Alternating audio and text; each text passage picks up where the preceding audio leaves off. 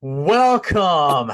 We bid you welcome. Johnny Metal, John Clauser, the metal dad from my music corner. And my God, it's good to see these guys again. The North and South rock and metal connection. We got on the suicidal end of me, I got Roger Serreras from the Great White North. We got JD Devils, and I don't know what J Devils, and Ben Carson on the and we got Jason Carson. Brothers, how the heck are you? Man, it is good to see your Good smiling face less. once again.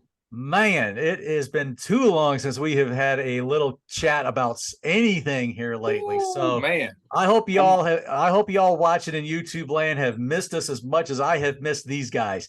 So you're probably I'm not even sure where to even start with this one, but we do have a topic and we're going to make it kind of a quickie, but I'm just going to say just one quick thing. Let's just all kind of do a little quick catch up, and we don't have to talk about why we've been missing so long, but we've all had a lot of life happening, whether it's family stuff, whether it's work stuff, whether it's just stuff in general. Everybody's just had a lot of stuff going on. That's why you just haven't seen us much. But we miss you all out there. We miss you guys commenting and just interacting with us. And we just hope that we can get coming back and doing some more stuff for you guys, because we love talking about rock and metal, and we'll probably even get some wrestling conversations in here at some point. But today's topic, we're going to talk about our favorite metal album of all time. Right? That is the topic, right? that's the topic. That is the topic. So I'm not sure. Let's see. Who do we want to start with? Because none of us, truth be told, nobody's really prepared. We're just gonna go off and have a little fun with you all. So I hope you all like this. I'm prepared. Jason, go for it, brother. Yeah, Let's have it. Well, I was going to vote for Jay Dibbles, though. So, yeah, let Jay Dibbles go because just because I want to see him squirm. Oh, man. Well, Ben, mentioned the topic to us. I was like, well, and the old noggin of mine, I thought, well, just go with something that that's just right there. As soon as I thought about it, I was like, well, go with your favorite album from your favorite band. Like that's just where my mind just went for that. So the album we're getting a Rush album. No. Funny enough, it's not Rush. Hey, Taylor Swift didn't do a metal record yet. This is metal. This is true. Taylor Swift didn't do a metal album either yet. Oh, yeah, Taylor. Wow. Anyway, it's one that I have mentioned 2 or 3 times now, and just rant in other videos that we've done. So I guess I won't go into too much about it.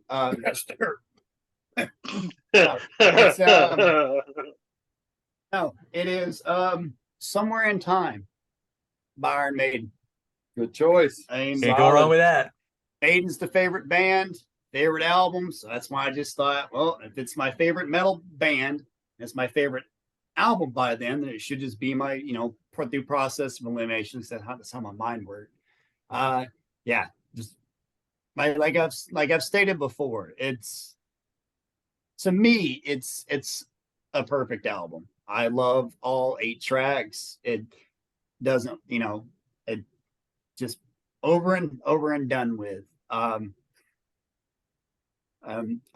also picked it as well because I know it's going to be part of the new tour that they're doing as well. The was it the Days of Future the Past. Future Past tour? Sounds like a James Bond movie. Yeah, it does. So that also is, another reason why I decided to pick this, to kind of keep up with what's going on in the land of Maiden. I don't think hasn't started yet. I think it starts up. Is it next month, I believe. Oh, so I knew it was like sometime either around the end of this month or sometime next month. I hadn't really. But they won't be on the East Coast until 2024. So Metal Dad, load up. We're going to ATL one more time. I'm so down. I'm so I don't care You what. better be there. I don't care what the set is. But I'll make it. I'll make a point to be there. But yeah, I just. That's still one of the greatest nights of my life. Oh, that was amazing. All right, so I'm going to make you squirm, JD. Top three songs from that album for you. Wasted Years for one. I love it. It's it's great solo. Adrian it's one of not only his best guitar work, but it's some of the best writing that I think that him and Bruce have done. I would put that as one of Iron Maiden's best songs. Period. It's probably my favorite song actually by Maiden. I think it's Viking Paul's favorite song. Maybe I go with Heaven Can Wait because I just kind of like that one. It's got like a really nice like kind of just I don't know. It's a longer track, but it has a really cool tempo and it's just like how I mentioned before. Maiden. It's like with me if. The simple choruses. It's just the three words repeated over and over again. But hearing it on the their live album that they did just from the Somewhere Back in Time, I love that just to hear the crowd just singing along back with them. Mm-hmm. And I probably have to go with Alexander the Great. Cheesy, corny lyrics aside. I don't know. I hear the song as soon as I hear it. I'm just like, ooh, and I'm hoping that it gets played on the tour. I think there's like a 3.8% chance that it's gonna make the set list this time. So there might be a chance. There might be a chance. Stevie has acknowledged that he knows the crowd wants to hear it live. That's one of the 8 songs they've never played live. And that's the most popular one of the 8 songs they've never played live. Yeah, because I mean, it's because and it also makes you wonder the reason why they probably haven't done is because they don't think it'll come off sounding right. Yeah, because they've done it too when they did this Somewhere in Time tour. They did one song one time. The Long Distance Runner. Yeah, and they never played it again. They did it that one show, and then that was it. I guess it just didn't come off the way the way they wanted it to. It is kind of a deep cut, and I don't know. It's not the most memorable track on the album, but it's not a bad song. These guys are in their 70s now. They've got maybe 2 close tours left in them, so they better go ahead and knock it out. Yeah, that's what I'm saying. It's like it's like All right, there you go. Well, Nico said the Senjutsu tour was probably going to be his last tour, but here he goes for one more. That's true. To go back to just real quick, just the title track though. Title track, it counts to me. It's a great song. Yeah, it's fantastic. Sea of Madness, I love that track.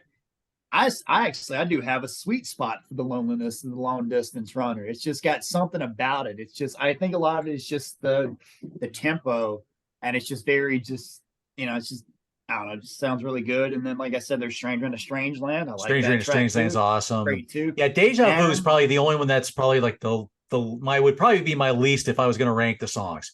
My least favorite, which is not a bad song. I like it. I mean, the least on the album, I should say. Yeah. The least on the album. It's a very odd kind of tempo type song. But no, I like it too. But yeah, I get what you're saying. It's it's still a good song, but it wouldn't. It's to me, it's not like I wouldn't use it as like a go-to. No. Or to but you got to be a dedicated Maiden fan for that to be your go-to. I mean that's true. It's good though. I mean I like but it's just it's I look at it. It's kind of like the Flight of Icarus kind of thing at the top. Like the tempo is just a little like kind of off. I think maybe that's why I don't think they've tried to. Yeah, I don't think they've ever played that one live either. I don't think. Flight of Icarus. No, Deja Vu. Oh yeah. Because they kind of has. To me, it's kind of like the Flight of Icarus thing, where it's like got an odd weird tempo. Yeah. All right. But other than that, I mean, they tried something different. Yep. Going from what they did before, and Ben mentioned it too the first time when we covered this was, you could hear that the band is just exhausted because of coming off the world slavery towards doing that. Like it was like 100 and something shows, and you know, and Lots the of live shows. album coming off of that. Yep. And but still, just how they were still just so tough that they went in and they pumped out just a fantastic, you know, and it's I'm glad the fact that they're finally kind of acknowledging it now, and it's like, okay, we're going to do something with this because great thing to me about that album is that it's got this blanket sound to it. Every song on it has a familiar sound that is unique to Somewhere in Time. The whole the tone of the guitars. This was, you know, they were experimenting with digital stuff. I think Adrian had his rig wired up to this huge Roland processor thing. So the whole album had a unique sound to it from start to finish. Yeah, but it still can. To me, it's the same way. Like if you listen to Power Slave sounds consistent all the way through. Like there's a consistent sound. Yeah, it's the same way to me with that album. When they brought in the keyboards and Michael Kinney for Seventh Son, it changed the whole dynamic of the sound. Yeah. I'm still, I used to like Seventh Son, but I don't know. I'm kind of. I love Seventh Son. I still love Seventh Son. I love it, but it's, I don't know. It's just like, I ranked the albums like years ago and it was pretty high. And then when I re-ranked them a few years ago, I think it kind of dropped because there were some albums that just, I don't know, that I guess I just like in the moment. It got better in time. Really, I, you know, like I love the new, like, I love Seventh Son, everything about it. Yeah. Jason, hit us with yours. Well, mine is in my opinion, a criminally underrated album by one of the founding members of metal. I had to go with Reload by Metallica. Okay. It is. I know a lot of people don't like this record because it's not thrash Metallica. But that's okay. It's still Metallica. It still sounds like Metallica. Mm-hmm. I mean, and I'm sorry, but it gets no more epic for when you put the CD or record or whatever on for the very first time and you hit play. First thing you hear is James Hetfield screaming, "Give me fuel, give me fire, give me that much desire," and then it just kicks off. Great track listing. Fuel is epic. The Memory Remains. I know me and Ben were discussing it yesterday. He absolutely loves the song Devil's Dance because as he put it, it's got this funky groove to it that he just can't get out of his head. Of course, the second Unforgiven, which to me, I personally like it better than the first Unforgiven. Unforgiven 2 is to me the better of all three of them. And then my personal favorite track on the entire record, which when this album had first come out, I was seriously trying to find somewhere before it become all the rage and now they're everywhere. I was trying to find somewhere to get trained to become a professional wrestler. And the song Slither off of this record was going to be my entrance music. Nice. Because it's awesome. I mean, there's a couple of songs on here that's not that great. I mean, the last track on it, Fixer, is definitely not one of Metallica's better tracks.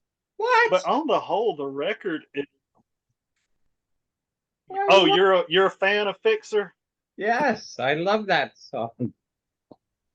I confess, I've never listened to Load or Reload ever all the way through once. Neither have I. Listen to the first four songs and you're good. I've never listened to Slither. You should give it a shot. It's an epic song. Yeah, I'll check and them out. I never listened to Devil's Dance, up until Sirius had mandatory Metallica. Ah, And that song's Nice. actually really good. I like that. okay. Does have a nice groove to it. I agree with that. Bexer's Well, I mean, great. Down here in the I'm lower just not crazy 48, about. used to all of the Clear Channel radio stations every Saturday night that played hard rock had a mandatory Metallica section where they played 3 or 4 Metallica songs in a row. So probably where Sirius got that Well, from. our local rock and roll / metal station here, they used to every day, every hour, they would have a mandatory Metallica play at least one Metallica song every hour. I mean, and that was 24/7. And then they Nice. stopped doing that. I don't know why, but that was Yeah, they that was don't a do that whole up here. awesome. Yeah. And now just the local radio station just plays the same 5 songs by the same 5 bands throughout the day. All I know is whenever I Yeah. get Nickelback on the radio, I turn it off. And actually, I don't know, my man. I don't know, boss man. at my Nickelback job loved that growing on me. too. Those guys are growing on me now. Oh my. Like those guys. I used to be Psych. a huge Nickelback fan when I was in my 20s. Maybe I'll give them a chance when I'm in my 40s, when I'm less bitter about the planet, but I doubt that. Hey, Roger. I'm in my 40s and I still hate Nickelback, so the hatred runs deep. Do we hate Nickelback because they suck, or is it just because it's cool to hate Nickelback? I hate honestly. Nickelback because they write the same crap over and over again. Not as Dude. bad as Mumford and Sons, though. They have the same song. Dude, I have hated. I will wait for you. I will wait for JD you to write a different song. JD, I've hated Nickelback since the album with How You Remind Me. That's how far back I've hated Nickelback. So, But I mean, I hated them before it was cool to hate them. that makes sense. But see, the thing is, it's Because like I mean, you can't really give it's it. just You can't it's really formula. you can't do that though. You can't do the argument of Nickelback suck because they do the same song. It's like AC/DC's been doing it for 50 years, but the thing is, AC/DC acknowledges it. Nickelback doesn't. AC/DC sounds cooler than Nickelback too. So. That's true. But like Thank that you. is true. But like I said, at least AC/DC has came out and admitted that they've done the same song, same album all these years, but Nickelback haven't. They think that they're the stuff. You and know, it's like no. Up until the Dark Horse album, Nickelback was awesome. The Long Road and Silver Side Up were great albums, but then they sold out to their record label and said, "We're going to give you generic, copy and paste, barroom, saloon, stripper pole songs Yeah, over and over again." Yeah, because Are you that was the describing thing like that Aerosmith? time period. Yeah, I'm on fire tonight. Now, Sorry. all of them. Bring it on. They were. Who was that other one that was real? Saving? Was it Saving Abel? Saving Abel, Five Finger Death Punch, Theory of a Dead Man. Theory of a Dead Man. Did Theory you of a just Dead name a Man. Bruce completely Lee became- movie? Jason, go ahead. I was gonna tell JD that I could shut his argument down about the whole Nickelback versus AC/DC thing. If Nickelback had Angus Young, then they would be cool. But they Not don't. wrong. They have Chad Kroger. I mean, Horns for Angus. Angus Young say no more. immediately just totally. But that's what I was mean- saying. Though, like I said, at least AC/DC admits to the fact that they've done the same thing over and over again. Yeah. Nickelback doesn't. They've admitted that they write formula. off the I table. don't know. I guess just The if it best ain't part broke, is don't they're fix it. actually huge metal heads, and I find that hilarious. That is kind of hilarious. Well, hey, Jason, you They picked actually Reload, wanted- and that's a good choice. So, They talked Yeah. about making a Slayer tribute album. oh Lord, Who? Nickelback? please Yeah. no. They said they would never happen, but they would love to do it. I like Hey. Reload. Good No. call, Joe. Yeah, Good. This Yeah. this I'll- just hit. Oh, I'll- yeah, I'll be- that's a good pick, though. I'll be sure. I really need to just take time to listen to some of that Metallica stuff. I miss it because I really, from like the Black album to Death Magnetic, I don't really know much Yeah, about it. Reload's But good. Loads, it's sort of like Use Your Illusion 1 and 2. Like if you take tracks off of both, you would You have might make a good album. You have a stellar album because both albums themselves do have some really good songs on there. Yeah, I mean, But yeah, per, great pick. one of my all-time favorite Metallica songs is actually off of the Load record, and that's Hero of the Day. It doesn't sound like your standard Metallica song, but that's what makes it so great. Yeah. Because I mean, it shows Metallica's range as a band, that they don't have to do just thrash. Right. I mean, they can get down with some bluesy, hard hitting rock and roll stuff. And that's what I love. That's what I love about the Unforgiven too, is that it's got that Telecaster with the B bender that James is playing on it, and it's got that country twang to it, but it's still, you immediately know it's Metallica, even though it sounds country. Yeah. So I mean, and to me, that album, both of those albums are just the sound of a great band who is really growing up and experimenting sonically with their sound, and I dug it. Yeah, good choice. Well, more about Metallica later. Well, hit us with it, Roger. Come on, we'll let you go next. Well, yeah, it's kind of funny. For the longest time, my favorite album was Kill 'Em All because of the speed and how furious it was, how it didn't slow down for 1 second. But in my older age, at 35, it changed to Ride the Lightning. You're 35. Yeah. Which is amazing because I actually got ID'd the other day and I wanted to give the old lady a hug. I'm like, really? You want to ID me for a lottery ticket? Well, yeah. Anyway. Ride the Lightning has everything. Has speed, has a great instrumental track, probably the greatest of all time. Nothing beats Clef. Let's just face it. And it I has don't Escape. know. Wow, that I just forget that's on there. I agree with James. That album, that song's terrible. It literally just sounds like a record company asked them to write a single poppy sounding song, and that's what we got. Which they could have just gave them Fade to Black, but I guess that was too dark. But let me it was too long. I keep forgetting about that song. That song has got me through some.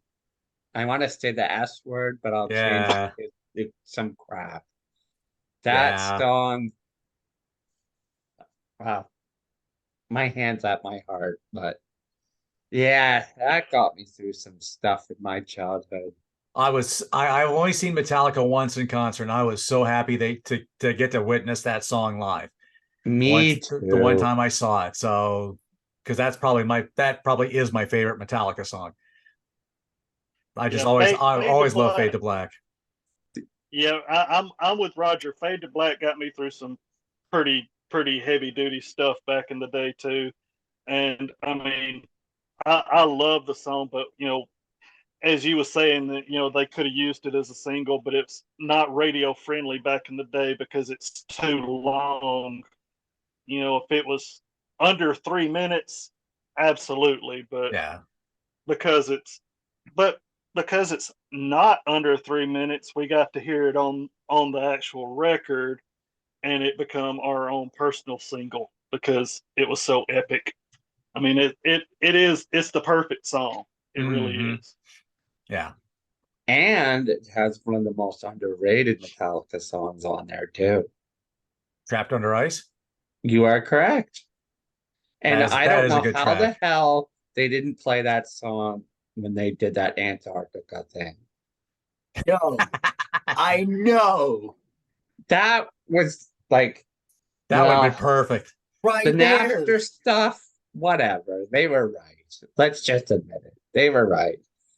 But the only admission they have, besides creating that that piece of crap album that sounds like this. Yeah, Saint Anger is not putting that in a set list. Anyway, All right. So we got 2 Metallica albums going on. I like this. It's good stuff. All right. The man who came up with this topic, Ben, what you got? Well, we've got 2 Metallica albums. Might as well have 2 Maiden albums, correct? Hey. You know, even it out. They are considered the 2 greatest metal bands ever. You know, you can't talk about them enough. This was a little tricky for me. That's why I put all you guys up to it when I had the revelation of what my favorite, no pun intended, of what my favorite Maiden album is. And I did listen to, you know, a lot of them. It's not Power Slave, it's not Peace of Mind, it's not Killers, it's not the first one, It's in Jutsu. it's not Senjutsu, it is Brave New World. If you were going to say Final Frontier, I might have gotten scared. I figured think it Brave just New World. hit Okay, the good end stuff. button. Yeah. I think people are actually scared right now hearing that. The Wicker Brave- Man is a badass song. That is a good song. Yes. I agree.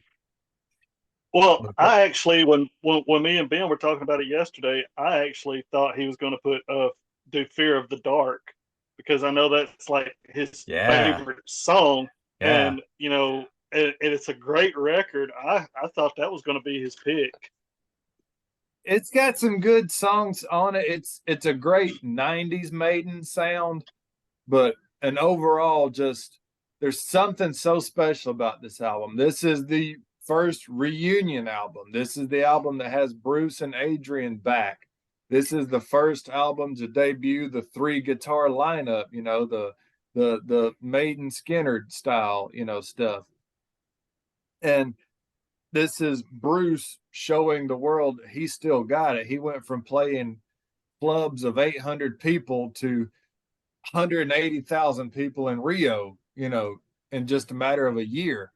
They were swinging for the fences with this album, and I respect that. And after listening to it over and over and over and over again over the past 5 or 6 years, I've determined it is my favorite heavy metal album ever.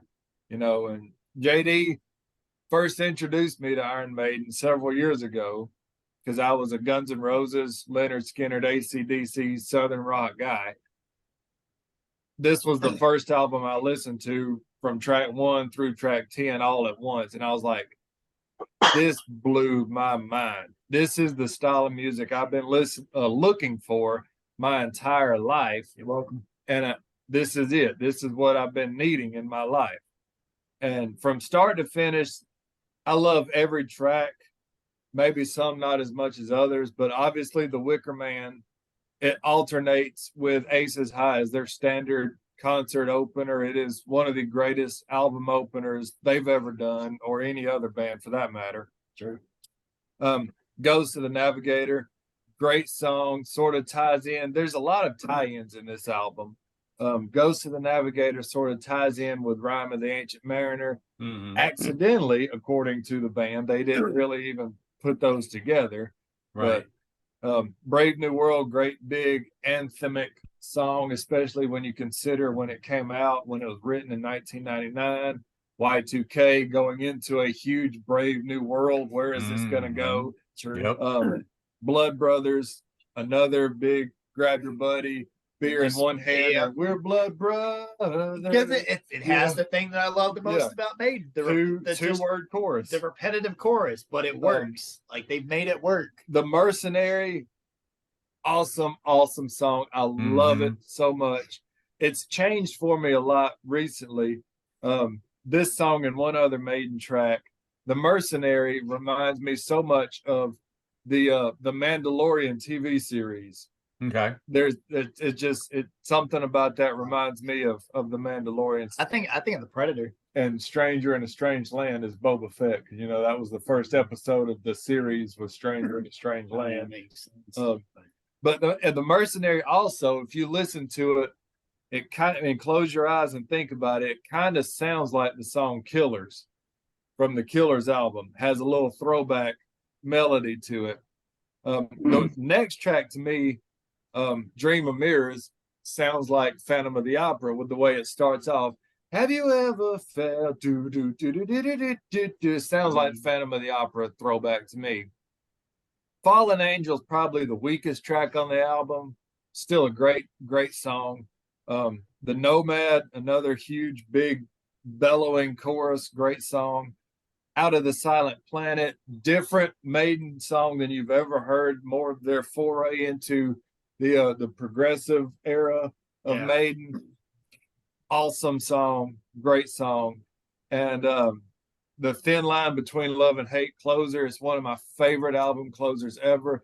Dave Murray wrote that song. He writes very, very few Maiden tracks, but this one he stepped up and he hit a grand slam. I mean, I love Dave Murray's style. It's so bluesy. He lets Adrian do the rocker stuff. He lets, Yannick do the other, kind of wild Maiden stuff, and he does the slower, more melodic blues stuff. I love Dave Murray's writing style and the Thin Line Between Love and Hate. It's so good, and I love the way it ends when after the music stops, you hear Nico. He didn't even know it was recording anymore. When he stops playing, he goes, "Oh, I effing missed it." Yeah, because he missed a cymbal crash that he was supposed to hit.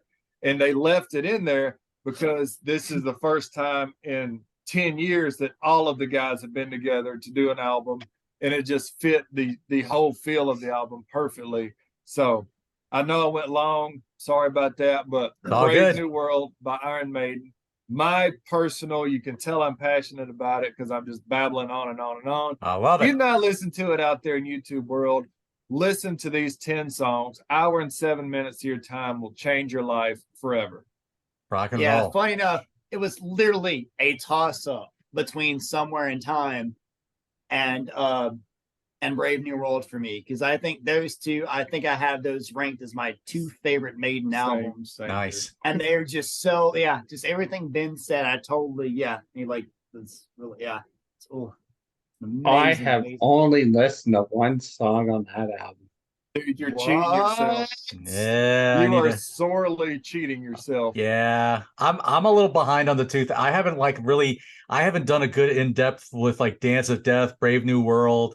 And so if you'll skip Dance of Death and The Final Frontier and just listen to The Final Frontier's good. It's too I could take it in pieces. I can't listen to the whole thing all at once, but I have heard like a track here, a track there. And I'm like, okay, this is good. But to listen to the whole thing, it's like Senjutsu and Book of Souls. I can't listen to the whole thing all at once. It's just too much. But so I love Brave New World, Matter of Life and Death. Yeah, I love Matter of Life and Death. That's great such album. a great album. Just getting to see For the Greater Good of God live was amazing. Oh, that's great. Oh my gosh, that was so good. I wouldn't have traded that for anything off that record except maybe Different World. But it fit with the motif of the whole set list. Yeah, the second half of the set list was all about good and evil. Yeah. So, all right. So my choice. Well, my choice.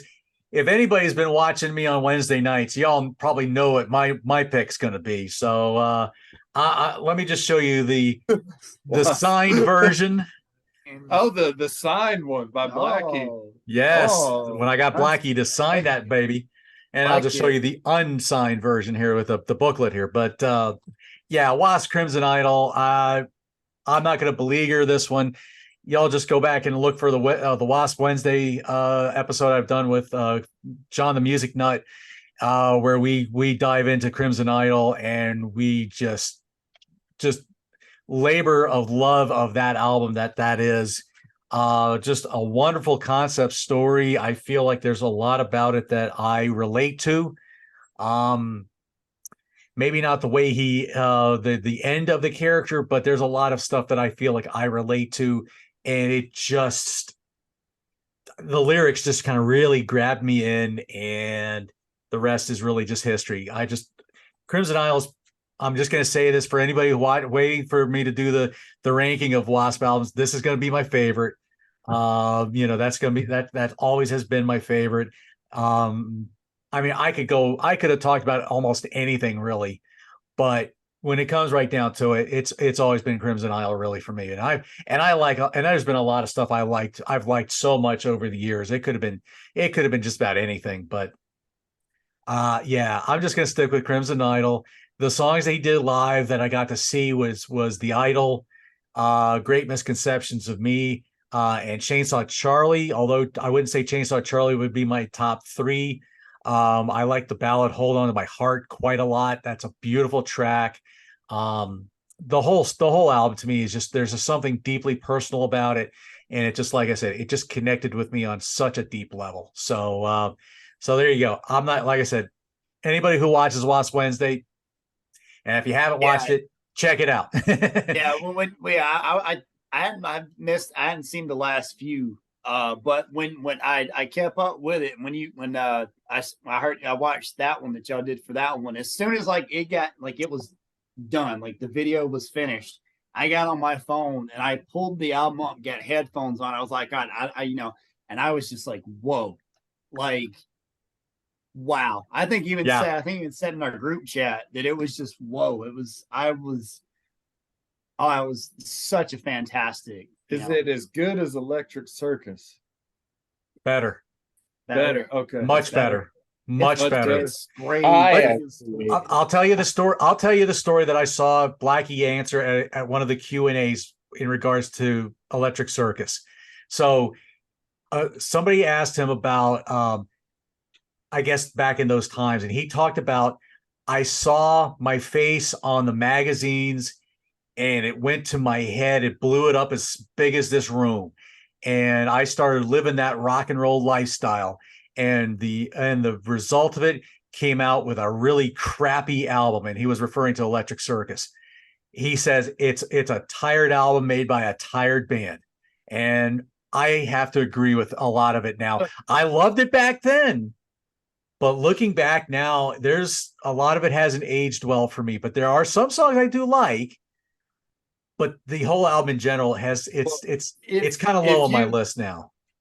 By comparison, though, of albums from that era of Warrant, Rat, guys like that, it's better than their stuff. I mean, Blackie had that much going for him. Yeah.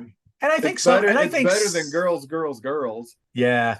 To me, a lot of Blackie stuff has just aged better.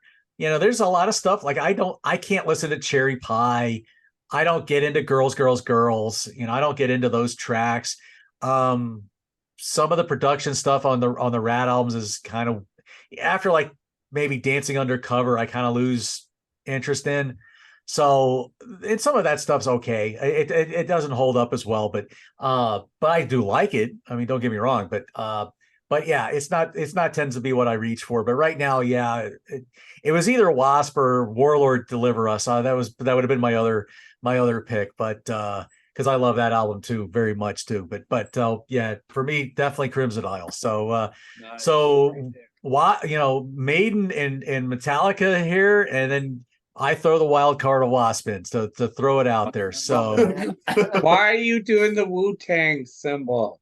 That's for Wasp. that's the whole W. That's the new Wasp Oh, symbol Lord. in the metal community. Well, I hope Blackie doesn't watch this.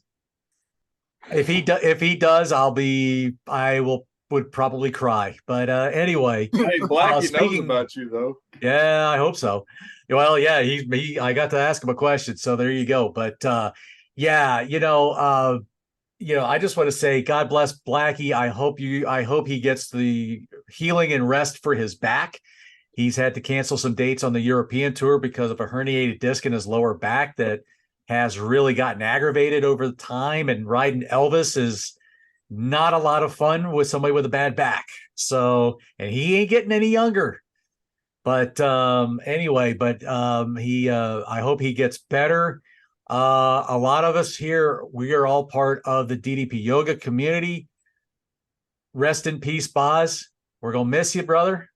Anybody from the DDP community who watches this, you'll know who Boz is. So, or you might know who Boz is. And he was a good bloke, and we're gonna certainly miss him around the area. But y'all, I hope you have enjoyed the return of the North and South Rock and Metal Connection. This has been amazing. This has been fun for me. It's been fun for everybody else. We just got out on here because we just wanted to chew the fat and just talk a little bit about something just to get everybody reacquainted. So, right. So like, share, subscribe. Tell us what you think. What's your favorite metal album? Talk to us about it in the comments, in the live chats, whenever you watch this. Guys, for Roger Serrers from the Great White North, who I hope is not deep and still buried in snow yet. No, I hope not. Rain. No, rain. Okay, yeah, Rain. we've had rain too. All right, for Jay Dibble, I'm going to call him now. Jay Dibble. I'm not even going to ask what that's about. Ben Carson, Jason Carson, from the other half of the South. Johnny Metal, John Clauser, the Metal Dad. I don't want to make this 2 months before we all reconvene together. So let's get back on track. We hope you have a good night, a good day, and stay metal. Take care, y'all. We'll see you soon. See ya.